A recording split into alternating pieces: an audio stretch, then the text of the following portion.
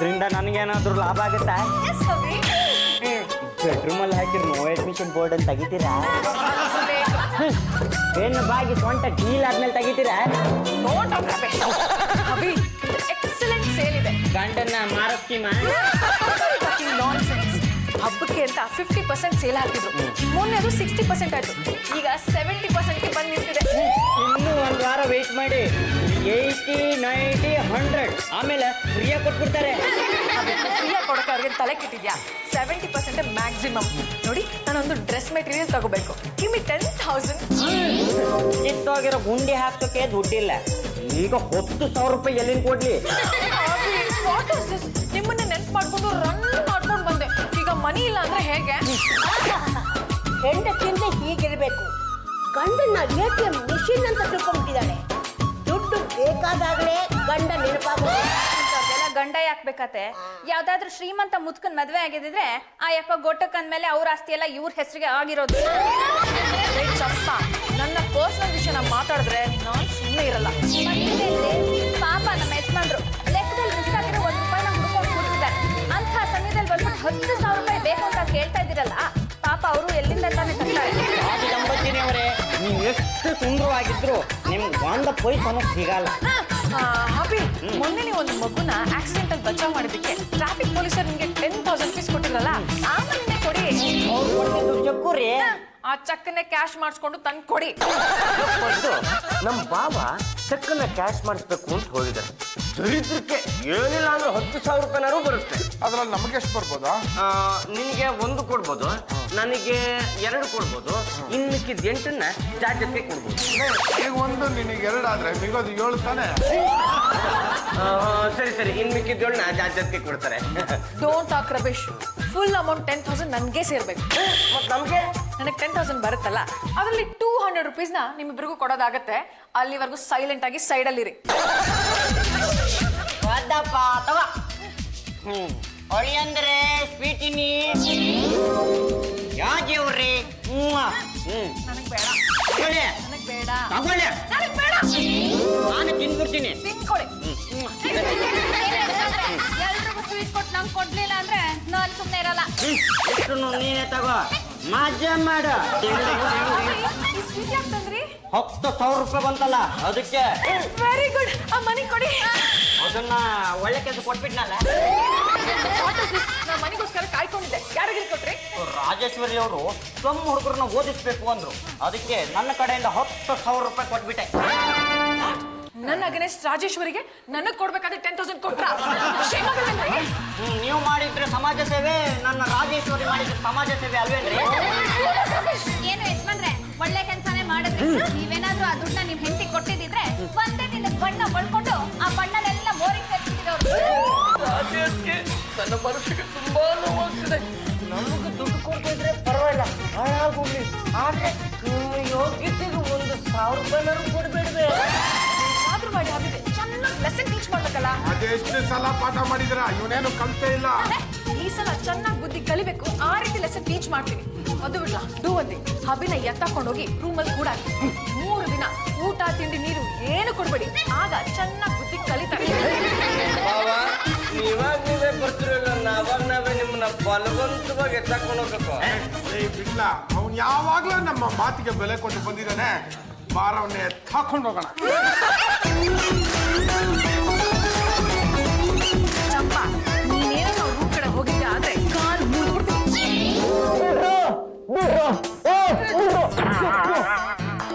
ಮಸಾಲೆ ದೋಸೆಗೆ ಅಂತ 200 ರೂಪಾಯಿ ಕೊಟ್ರೆ ನಿಮ್ಮನ್ನ ಬಿಟ್ಬಿಡ್ತೀವಿ. ರಾಜಿಯವ್ರ ಹತ್ರ 1,000 ರೂಪಾಯಿ ಇಸ್ಕೊಡ್ತೀನಿ, ಬಾರೋ. ಬಾವ, ಇನ್ನು 3 ದಿನ ನೀವು ಇಲ್ಲೇ ಇರಬೇಕು. ಹೀಗೆ ಅಶ್ವಿನಿಂದ ಸಾಯ್ತಿದ್ದೀನಿ ಕಣ. ನೀವು ಹಸಿನಿಂದ ಸಾಯಿ ನಿಂತಾನೆ ನಮ್ಮ ಜಾಜಕ್ಕೆ ನಿಮ್ಮನ್ನೆಲ್ಲ ಕೂಡ ಹಾಕಿರೋದು. 3 ದಿವಸ 1 ಲೋಟ ನೀರು ಕೊಡೋದಿಲ್ಲ. ಅಪ್ಪಿ ತಪ್ಪಿ 3 ದಿವಸ ಆದ್ಮೇಲೂ ನೀವೇನಾದ್ರು ಬದುಕಿದ್ರೆ ನಿಮ್ಮ ಹೆಸರಲ್ಲಿ ನಾವು 1 ಲೋಟ ಬಾದಾಮಿ ಹಾಲು ಕುಡಿತೀವಿ. ನಡಿಯಪ್ಪ ಅಜ್ಜ. ಚಂಪಾ, ನನ್ನ ಮಗ ಊಟ ಮಾಡಿದ್ದೇನೆ. ಊಟ ಎಲ್ಲಿಂದ ಬಂತು ಅತ್ತೆ? ಮುಖ ತಕ್ಷಣನೇ ಆಗ್ತಾ ಇಲ್ಲ. ನಿಮ್ ಸೊಸೆ ನಮ್ಮ ಯಜಮಾನ್ರನ್ನ ರೂಮಲ್ಲಿ ಕೂಡ ಹಾಕಿ ಬೀಗ ಚಟ್ಬಿಟ್ಟಿದ್ದಾರೆ. ಒಳ್ಳೆ ತಗಾಟಿಕೆನ ತಂದು ಕೊಟ್ಟಿದ ಹಾಗಾಯ್ತು. ಅವು ನಮ್ಮ ಮನೇಲಿ ಅವನ್ನೇ ಕೂಡ ಹಾಕೋದು ಅಂದ್ರೆ ಏನೇ ಅರ್ಥ? ಇವಾಗ ನಿಮ್ ಸೊಸೆ ಒಂದ್ ಮಾತು ಹೇಳ್ಬಾರ್ದಾ? ನಾನು ಕೇಳಕ್ ಹೋದೆ, ನಾನು ಇನ್ನೊಂದು ಗೆದ್ಬಿಟ್ಟೆ ನಾನೇನ ಮಾಡ್ಲಿ?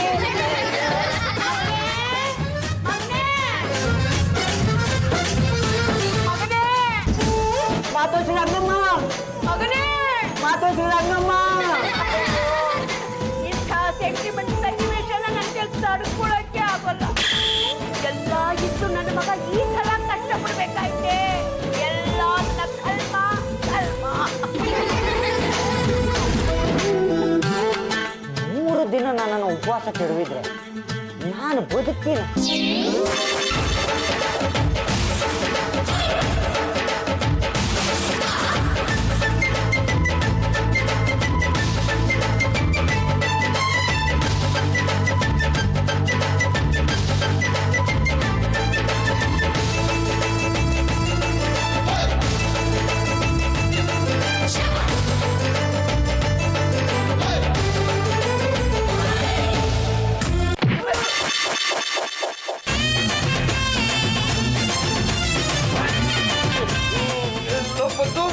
ಭುಜಕ್ ಕೊಡಿಂದ ತಲೆ ಕೊಡ್ಬಿಟ್ಟಲ್ಲೋ, ಹಂಗ್ಯಾವ ನಮ್ಮ ಭಾವ ಸತ್ತೋಗ್ಬಿಟ್ರಲ್ಲೋ.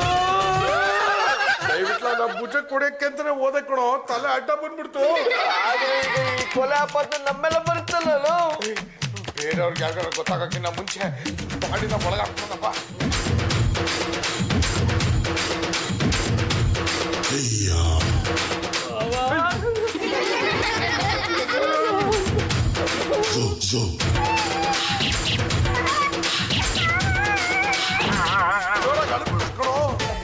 ನೋಡಿದ್ರೆ ಯಾರಿಗಾರ ಗೊತ್ತಾಗ್ಬಿಡ್ತೆ.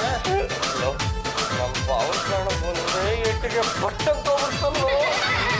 ಏನಾದ್ರು ಮಾಡೋಣಪ್ಪ. ಬಾಡಿ ವಾಸನೆ ಬಂದ್ಬಿಟ್ರೆ ರೂಮ್ ತುಂಬಾ ಸೆಂಟ್ ಹೊಡೆದ್ರೆ ಆಯ್ತು ಬಿಡು. ನಡೆಯು. ನಾನ್ ಸತ್ತೋದೆ.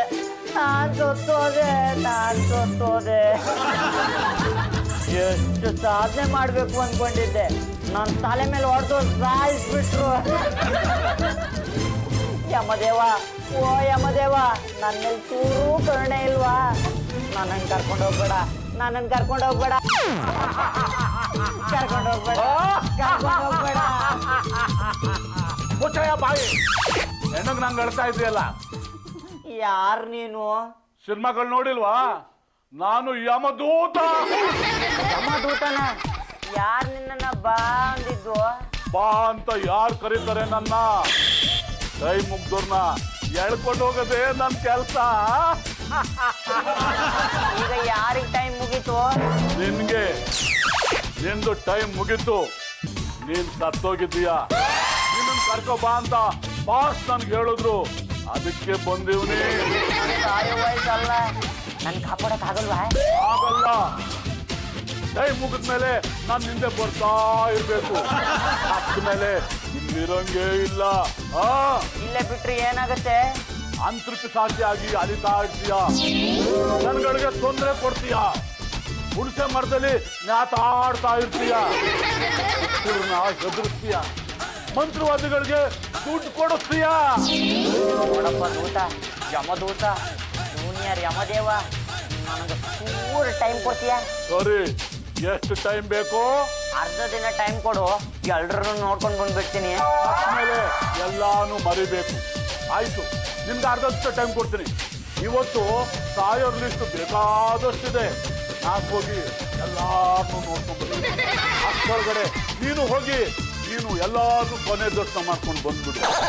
ಆಮೇಲೆ ನಾನೇ ಬಂದು ನೀನು ಹೇಳ್ಕೊಂಡು ಹೋಗ್ತೀನಿ. ಬಾಗಿಲು ತೆಗ್ಸಿದ್ರೆ ನಾನೇ ಆಚೆಗೆ ಹೋಗ್ತಿದ್ದೆ. ಅಣ್ಣ, ಯಾಕಣ್ಣ ನಗ್ತೀಯ? ನೀನ್ ಸತ್ತೋಗಿದ್ದೀಯ, ಗಾಳಿ ಆಗಿದ್ದೀಯ.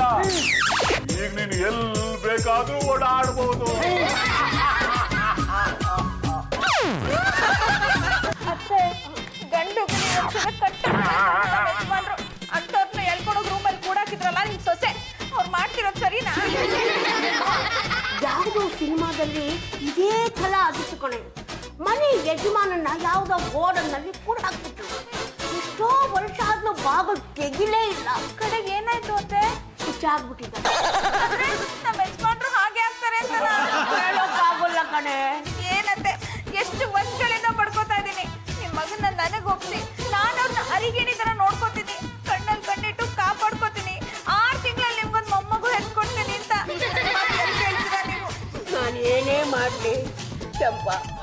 ಮೊಮ್ಮಗನ್ ನೋಡ್ಬೇಕು ಅಂತ ನನಗೂ ಆಸೆ ಇರೋಲ್ವೇನೆ ನಾಟಕಕ್ಕೆ ಒಪ್ಕೋಬೇಕಲ್ಲ.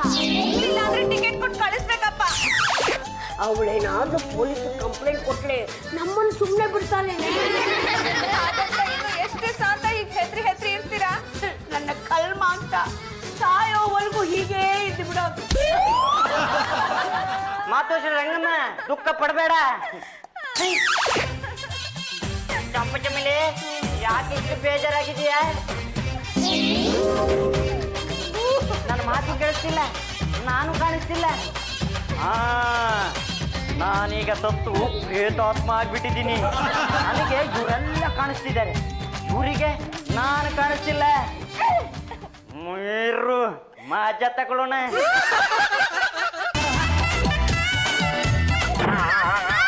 ಅತ್ತೆ, ಸೊಸೆ ಮೇಲಿರೋ ಕೋಪಕ್ಕೆ ನನ್ನ ದಿಂಬೆಲ್ಲ ಹೊಡಿತೀರಾ? ನನ್ನ ಮಗನ ಲೂಬಲ್ ಕೂಡ ಹಾಕಿದ್ದಾರಲ್ಲ ಅಂತ ನಾನು ಸಂಕಟ ಪಡ್ತಾ ಇದ್ದೀನಿ. ನಾನು ಯಾವಾಗಲೂ ಜಿಮ್ಮಲ್ಲಿ ಹೊಡ್ದೆ. ನಾನೇ ಹಾಕಿದ್ದು, ಗೊತ್ತಾಗಿಲ್ವಾ? ಗೊತ್ತಾಗಲ್ಲ ಬಿಡು. ಗೊತ್ತು ಬಾವನ್ ವಿಷಯ ಮನೆಯವ್ರು ಗೊತ್ತಾಗ್ಬಿಟ್ರೆ ಏನೋ ಮಾಡೋದು. ಬಿಟ್ಲ ನಾನು ಏನೋ ಮಾಡ್ಲಿ, ಪೂಜೆ ಕುಡಿಯಕ್ಕೆ ಅಂತ ಹೋದ ಕಣ, ತಲೆ ಅಡ್ಡ ಬಂದ್ಬಿಟ್ಟ. ಆದ್ರೂ ಅಷ್ಟೊಂದು ಜೋರಾಗಿ ಹೊಡಿಬಾರ್ದಾಗಿತ್ತು ಕಣ. ಯಾಕ ತಲೆ ಮೇಲೆ ಹೊಡೆದಿದ್ದ? ನಾನೇ ನೋಡಿದ್ಲು. ಮತ್ತೆ ಯಾರು ಹೊಡೆದಿದ್ದ? ಯಾವನು ಗೊತ್ತಾ? ಯಾಕೋ ತಲೆ ಮೇಲೆ ಹೊಡೆದೆ? ಮತ್ತೆ ಯಾರು ಹೊಡೆದಿದ್ದು? ಯಾವನಿಗೆ ಗೊತ್ತಾ? ಹೊಡೆದನ್ನ ಹೊಡೆದ್ಬಿಟ್ಟು ಯಾವನು ಗೊತ್ತು ಅಂತ ಹೇಳ್ತೀಯಾ? ನಮ್ಮ ಬಾವನ್ನ ನುಂಗಿದ್ದಾಯ್ತು, ಇವಾಗ ನನ್ನನ್ನು ನುಂಗ್ಬೇಕು ಅನ್ಕೊಂಡಿದ್ದೇನೋ. ಕೂಡ ಇಲ್ಲ ಅಂತ ಏನೇನೋ ಮಾತಾಡ್ತೀಯಾ?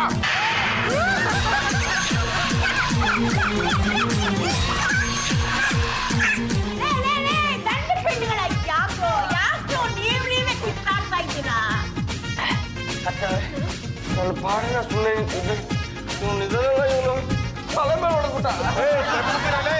ನೀನ್ ನನ್ನ ತಲೆ ಮೇಲೆ ಹೊಡೆದಿದ್ದಕ್ಕ ನಾನ್ ನಿನಗೆ ಹೊಡೆದಿದ್ದ. ನಾನು ಅತ್ತೆಯವ್ರ ಮೇಲೆ ಪ್ರಮಾಣ ಮಾಡಿ ಹೇಳ್ತೀನಿ ಕಣ, ನಾನು ಹೊಡೆದಿಲ್ಲ. ಪ್ರಮಾಣ ಮಾಡಿ ಹೇಳ್ತೀನಿ ಕಣ, ನಾನು ನಿಂಗೆ ಹೊಡಿಲಿಲ್ಲ. ನೀವು ಹೊಡೆದಾಡ್ಕೊತಾ ಇದ್ದನ್ನ ನಾನೇ ಕಣ್ಣಿಂದ ನೋಡಿದ್ದೀನಿ.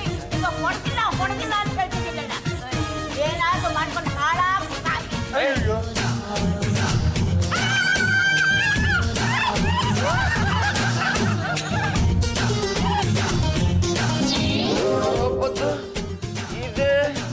ಇದೇ ತೊಂಡೆನಲ್ವಾ ನೀ ನಮ್ಮ ಪಾವನ್ ತಲೆ ಹೊಡೆದಿದ್ದು? ಹೌದು ಕಣ, ಇದು ಮೇಲಿತ್ತು, ಕೆಳಗಡೆ ಆಗೋ ಬಂತು. ಲೋಪದ್ದು ನಮ್ಮ ಬಾವ ಏನಾರು ಸತ್ತು ದೆವ್ವ ಆಗ್ಬಿಟ್ಟಿದ್ದಾರೇನೋ. ನೀನ್ ಭಯ ಪಟ್ಟು ನನಗೂ ಭಯ ಪಡಿಸ್ಬೇಡ. ಸಾರಿ ಕಣ ಬದ್ದು. ನಾನು ಸಾರಿ ಕಡು. ಬಾ, ನಾವಿಬ್ರು ಮತ್ತೆ ಫ್ರೆಂಡ್ಸ್ ಆಗಿದ್ ಖುಷಿಲಿ ಹೋಗಿ ದೋಸೆ ತಿನ್ಕೊಂಡ್ಬರೋಣ.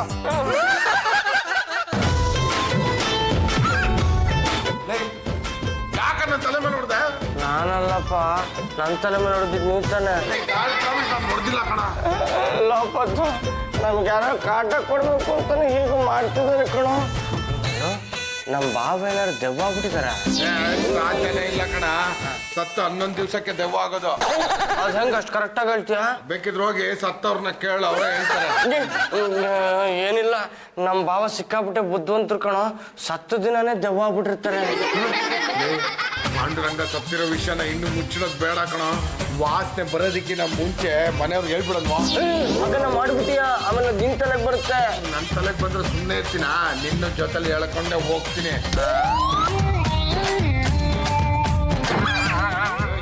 ಎಷ್ಟೆಲ್ಲ ತಲೆ ಹೊಡಿಯೋದು?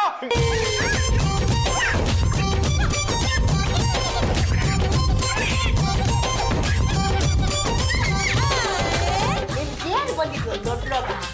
ಒಂದು ಕಡೆಗೆ ಹಾಗಾಡ್ತೀರಾ, ಒಂದು ಕಡೆಗೆ ಹೀಗಾಡ್ತೀರಾ. ಕಾರಣ ಸುಮ್ಮನೆ ಕೂತಿದ್ದೆ, ಇವನೇ ನನ್ನ ತಲೆಗೆ ಹಿಂಗ್ ಹೊಡ್ದ. ನಾನು ನೀನು ಹೊಡಿಲಿಲ್ಲ. ಸ್ವಲ್ಪ ಹತ್ರ ಬರ್ತೀರಾ? ಯಾಕೆ? ನಿಮ್ ತಲೆ ಮೇಲೆ ಕೈ ಇಟ್ಟು ಪ್ರಮಾಣ ಮಾಡಕ್ಕೆ. ನಾನು ಹಿಂಗ್ ಹೊಡಿಲಿಲ್ಲ ಕಣಲೇ. ನಾನು ನೀನು ಹೊಡಿಲಿಲ್ಲ. ನೀವು ಹೊಡೆದಾಡ್ತಾ ಇದ್ದದನ್ನ ನಾನೇ ಕಣ್ಣಿಂದ ನೋಡಿದ್ನಲ್ಲೋ. ಅತ್ತೆ, ನಮ್ಮ ಯಜಮಾನ್ರನ್ನ ಕರ್ಸಿ ಬಂದ್ ಮಕ್ಕ ಹೊಡಿತಾರಲ್ಲ, ಆಗ್ಲೇ ಗೊತ್ತಾಗತ್ತೆ.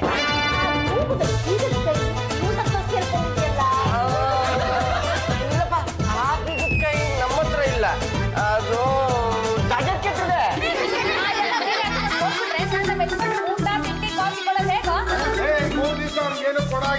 ಜಾತಿ ಹೇಳಿದ್ದು ಮರ್ತು ಬಿಟ್ಟಿದೆ. ಅವ್ನಿಗೆ ಏನೇ ಕೊಡೋದಿದ್ರು ತಗೊಂಬಂದು ಅಳಿಸ್ಕೊಡು, ನಾವು ಅವನ ಹೆಸರಲ್ಲಿ ಶಿವನ ಸುಳ್ತೀವಿ. ರಂಗತ್ತದ್ದು ಏನಾಯ್ತು ಅಂದ್ರೆ ಪಾಂಡುರಂಗ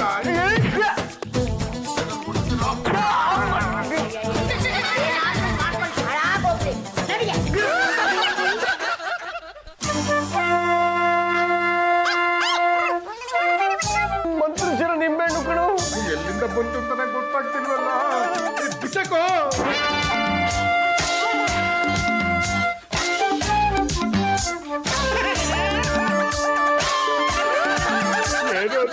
ಗಾಳಿ ತೇಲ್ಕೊಂಡು ಹೋಗ್ತಾ ಇದೆಯಲ್ಲ. ಸಾಕೋಣ, ಏನು ಗೊತ್ತಾಗಲ್ಲ ಅವಾಗ.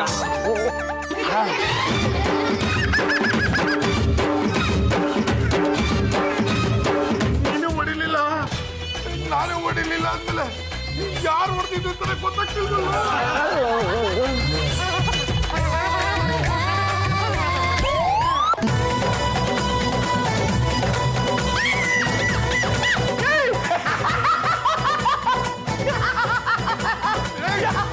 ಖರ್ಚಿ ಬರ್ಕೊಂಡು ಮುಗಿತಾ ಇದೆ. ಎಂತ ಇದೆಯಲ್ಲ ಏನ್ ಸೇರ್ಕೊಂಡಿದೆ ನೋಡ.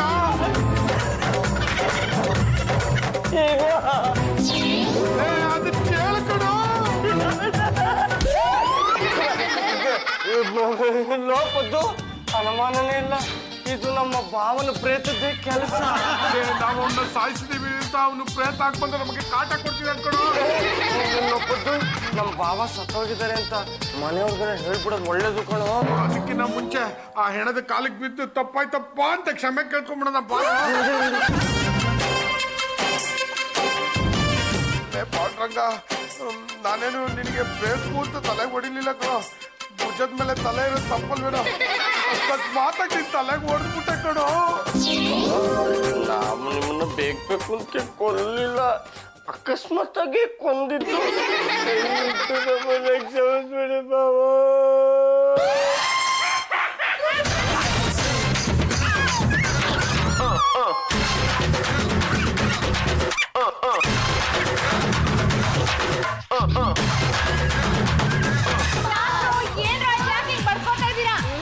ಪಾಪಿಗಳ ನನ್ನ ಮಗನ ರೂಮಲ್ಲಿ ಕೂಡ ಹಾಕಿ ಒಳ್ಳೆ ಕೋತಿಗಳು ಸಲ ಆಡ್ತಾ ಇದ್ದಲ್ಲ, ನಾಚ್ ಆಗೋಲ್ವೇನ್ ನೋಡಿ.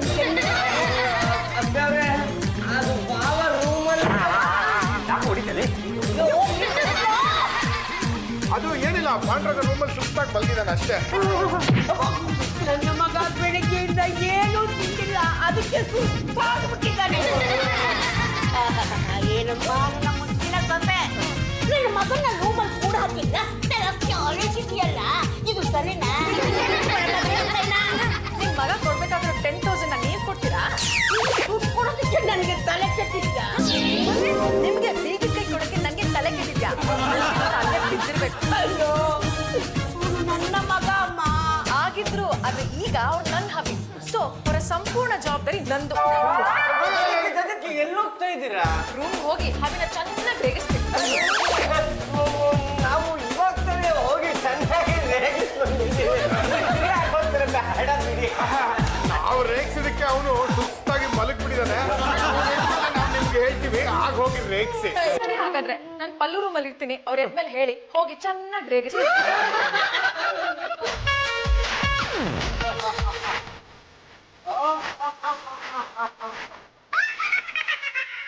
ಇನ್ನು ಕೊಟ್ಟು 60 ದಿನ ಮುಗೀತು. ನಡಿ ನನ್ನ ಜೊತೆ. ದೂತ, ನನ್ನ ಗಣರಾಜ್ ಅಂತಕ್ಕಂತೆ ನಿನಗೂ ಗೊತ್ತು. ಜಾತಿ ಅವರನ್ನ ನನ್ನ ರೋಮಿ ಕೂಡ ಹಾಕಿ ಎಷ್ಟು ತೊಂದರೆ ಕೊಡ್ತಿದ್ದಾರೆ ಅಂತ ನಿನಗೂ ಗೊತ್ತು ತಾನೆ. ಜೊತೆಗೆ ಹೊದ್ದು ಬಿಟ್ಟು ತೊಂದರೆ ಕೊಡ್ತಾನೆ ಇದ್ದಾರೆ. ನಾನು ಮೊದಲೇ ಆಗಿ 5 ವರ್ಷ ಆಯ್ತು. ನನ್ನ ಹೆಂಡತಿ ಕಡೆಯಿಂದ ನನಗೆ ಒಂದು ಉಮ್ಮ ಆಗಲಿ, ಒಂದು ಸುಮ್ಮ ಆಗಲಿ, ಒಂದು ಮುತ್ತಾಗ್ಲಿ, ಒಂದು ಕುತ್ತಾಗ್ಲಿ, ತೆಂಗಡೊಂದ್ ಮನೆ ಹಾಳಾಗ್ ಹೋಗಿ ಡೊಯ್ ಕುಡುಮಲಿಯೂ ಇಲ್ಲ ಏನು ಇಲ್ವಾ? ಇಲ್ಲ ಅಂತೀನಿ. ಸಂಸಾರ ಸುಖ ಏನು ಅಂತಾನೆ ಗೊತ್ತಿಲ್ಲ. ಹಾಗೆ ನಿನ್ ಲೋಕಕ್ಕೆ ಬಂದ್ಬಿಟ್ಲ. ಅನ್ಯಾಯ, ತುಂಬಾ ಅನ್ಯಾಯ ಇದು. ಮೊಮ್ಮಗು ಬೇಕು ಅಂತ ನಮ್ಮ ತಾಯಿ ಹೊಡ್ಕೋತಾ ಇದ್ದಾರೆ. ನನ್ನ ಹೆಂಡತಿ ನನ್ನ ಬೆಡ್ರೂಮ್ಗೆ ಸೇರ್ತಿಲ್ಲ. ನೋ ಅಡ್ಮಿಷನ್ ಬೋರ್ಡ್ ಹಾಕಿದ್ದಾರೆ. ದೂತ, ಯಮದೂತ, ಅಳ್ಬೇಡಣ್ಣ. ಮದುವೆ ಆಗಿ ನೀನು ಏನ್ ಸುಖನೂ ಅನುಭವಿಸಿಲ್ಲ. ಇಂಥ ಸಮಯದಲ್ಲಿ ನೀನು ಈ ಅಮಲೋಕಕ್ಕೆ ಬರೋದು ಬೇಡ. ನಾನ್ ಬರ್ತೀನಿ. ಮಕ್ ಹೊಡೆದ್ಬಿಡ್ತೀನಿ. ನೀನು ಪಡ್ಬಾರ್ದು ಅಂತ ಅನ್ಭವಿಸಿದೀಯ, ಅದಕ್ಕೆ ನಿನಗೆ ಗ್ರೇಸ್ ಮಾರ್ಕ್ಸ್ ಕೊಟ್ಟು ಬದುಕಿಸಿದ್ದೀನಿ. ಅದಕ್ಕೆ ನೀನು ಬಚಾವ್. ಅಲ್ಲಿ ಯಮ ನಿನ್ಗೇನಾದ್ರು ಅಂದ್ರೆ ಅದನ್ನ ನಾನ್ ನೋಡ್ಕೊಳ್ತೀನಿ. ಆದ್ರೆ ನಿನ್ ತರ ಕಷ್ಟಪಟ್ಟನು ಯಾವನು? ನಿನ್ನ ನಾನು ಬದುಕಿಸಿದ್ದೀನಿ. ನಾನು ಬದುಕ್ಬಿಟ್ಟೆ, ನಾನು ಬದುಕ್ಬಿಟ್ಟೆ, ನಾನು ಬದುಕ್ಬಿಟ್ಟೆ, ನಾನು ಬದುಕ್ಬಿಟ್ಟೆ. ಇಷ್ಟೊತ್ತು ಕೊಂಡಿದ್ ಕೊಂಚ. ಏನ್ ಕನ್ಸ್ಕೊಂಡ್ರಿ ಬಾವ? ನಾನು ಕನ್ಸಲ್ಲಿ ಯಮಲೋಕಕ್ಕೆ ಹೋಗಿ ಬಂದೆ. ಕನಸು ಕಾಣೋದ್ರಲ್ಲಿ ನಿನ್ನ ಬಿಟ್ಟಿಲ್ಲಪ್ಪ. ಅಭಿ ಇಡೀ ದಿನ ರೂಮಲ್ಲಿ ಕೂಡ ಇದಕ್ಕೆ ಬೇಜಾರ್ ಮಾಡ್ಕೊಂಡಿದ್ದೀರಾ? I'm very sorry. ಜ್ಯೂಸ್ ಕುಡೀರಿ. ನೀವೇ ಖುಷಿಯಿಂದ ಕೂತಿದ್ದೀರಾ? ಎಸ್ ಅಭಿ. ಅಭಿ ನಿಮ್ಮನ್ನ ರೂಮಲ್ಲಿ ಕೂಡ ಹಾಕಿದ್ವಲ್ಲ, ಆಗ ನಿಮ್ಗೆ ಹುಡ್ಕೊಂಡು ರಿಯಲ್ ಎಸ್ಟೇಟ್ ಕೃಷ್ಣಪ್ಪ ಅವ್ರು ಬಂದಿದ್ರು. ಚಿಕ್ಕಪ್ಪನ ಅವ್ನು ನನಗೆ 20,000 ರೂಪಾಯಿ ಕೊಡ್ಬೇಕಿತ್ತಲ್ಲ. ನಾನ್ ನಿಮ್ಗೆ ಕೇಳಿದಾಗ ನೀವು 10,000 ಕೊಡ್ಲಿಲ್ವಲ್ಲ, ಅದಕ್ಕೆ ಡ್ರೆಸ್ ಮೆಟೀರಿಯಲ್ಗೆ ಅಂತ 20,000 ನಾನೇ ಬಳಸ್ಕೊಂಡೆ.